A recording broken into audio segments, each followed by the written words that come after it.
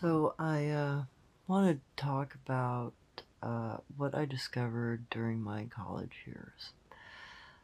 I noticed that there is a lot of information about ancient cryptids in old texts.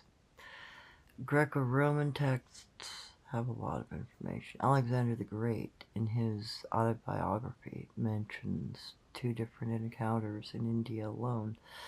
One near Delhi, where he was dealing with cynocephaly, dog people, that had a king and several thousand people in their city as a population. They were difficult to trade with. They liked to steal from you and cheat you.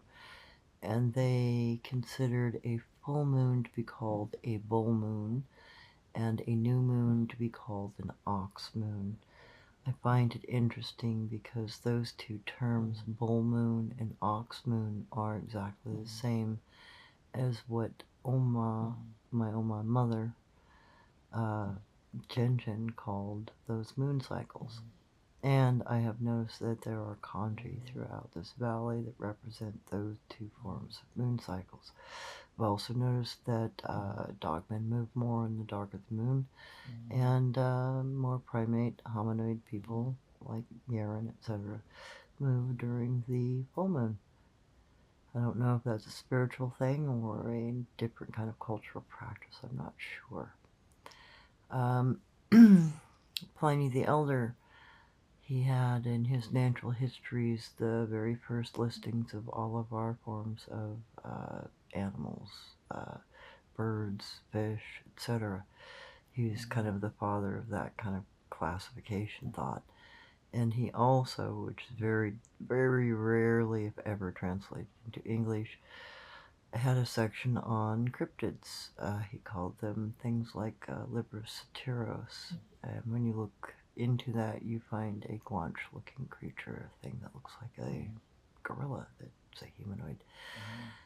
He also mentioned things like krakens and griffins, etc., that he actually classified as being real creatures. Theogenes, in his Works and Days, tells about encounters on the Solomonese Islands with people kind of like the Guanche.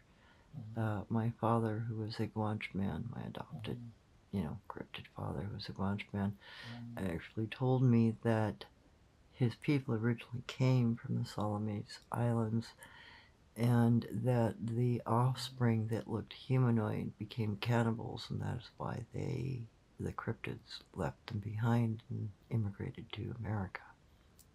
I don't know how true that is, but it seems logical. So to say that there isn't historic evidence is kind of ridiculous. There's plenty of murals that represent them. There is pottery fragments and pottery itself that has images of cryptids. There is a ton of information in Greco-Roman culture, ancient Persia, Mongolia, Native American lands, etc., all over the world. So I think we need to think about them in a different way. It's not that we don't know them per se, it's that we have forgotten about them.